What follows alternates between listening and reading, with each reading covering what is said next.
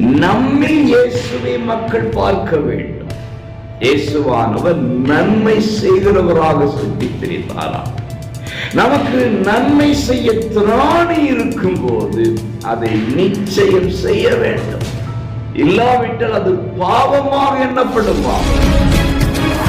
பிரியமானவர்களே, இரட்சகர் இயேசுவின் இன்ப நாமத்திலே மனதார வாழ்த்துகிறேன். ஏசப்பா உங்களை ஆசீர்வதிப்பாராக.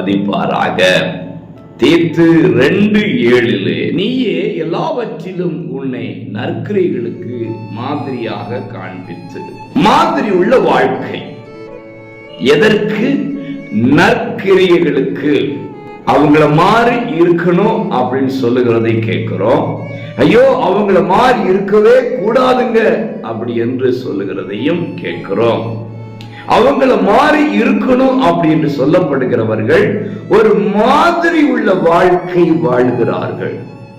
நீங்களும் நானும் தான் இன்றைக்கு மாதிரியாக இருக்க வேண்டும். ஒரு மாதிரி என்று அல்ல, மாதிரி உள்ள வாழ்க்கை.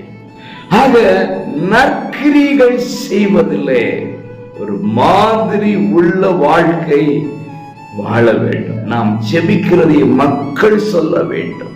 இவன் பொய் சொல்ல மாட்டான் என்று மக்கள் சொல்லுகிற விதத்திலே கிறிஸ்துவின் மாதிரியை காண்பிக்க வேண்டும். வசனத்தின் மாதிரியை காண்பிக்க வேண்டும்.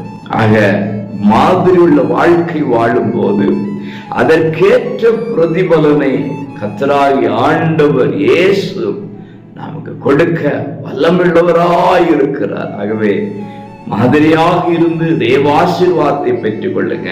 God bless you.